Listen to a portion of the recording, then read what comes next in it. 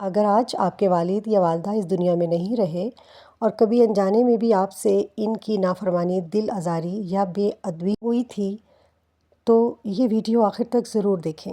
شاید آپ کے دل میں بھی یہ سوال ہو کہ اب توبہ کیسے ہو؟ کیا اللہ معاف کرے گا؟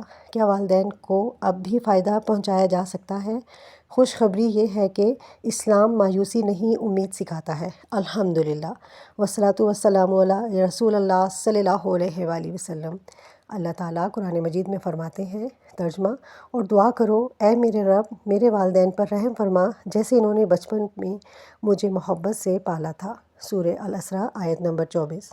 اگر والدین زندگی میں ہوں تو ان کی خدمت سب سے بڑا عمل ہے، لیکن اگر وہ دنیا سے جا چکے ہوں تب بھی ان کے ساتھ حسن سلوک کا دروازہ بند نہیں ہوتا۔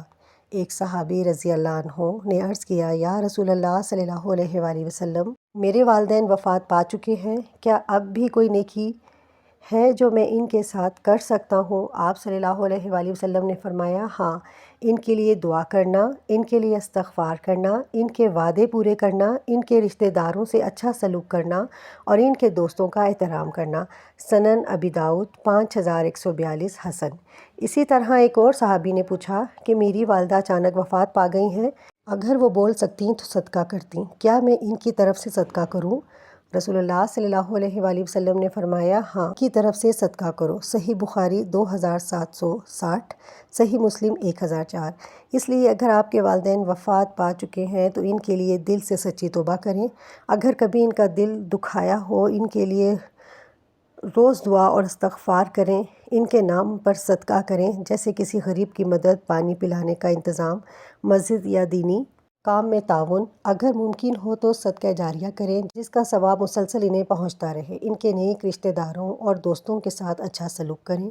یاد رکھیں، رسول اللہ صلی اللہ علیہ وسلم نے فرمایا، جب انسان فوت ہو جاتا ہے تو اس کے اعمال کا سلسلہ منقطع ہو جاتا ہے، سوائے 3 چیزوں کے: صدقہ جاریہ، ایسا علم جس سے فائدہ اٹھایا جائے، یا نیک اولاد جو اس کے لیے دعا کرے۔ صحیح مسلم 1631۔ اس لیے اگر آپ نیک اولاد بن کر اپنے والدین کے لیے دعا کرتے ہیں اور ان کے لیے نیک اعمال کرتے ہیں تو یہ ان کے لیے بہت بڑا تحفہ ہے۔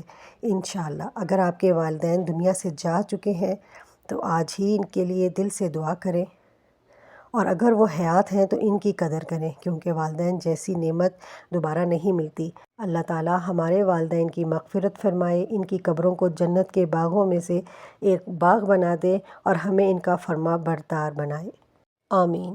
اگر یہ ویڈیو آپ کے دل کو لگی ہو تو کمنٹ میں ضرور لکھیں، اللہم اغفر لی ولوالدی وارحمہما، اور اس ویڈیو کو ضرور شیئر کریں، شاید کسی کے والدین کے لیے ایک صدقہ جاریہ بن جائے۔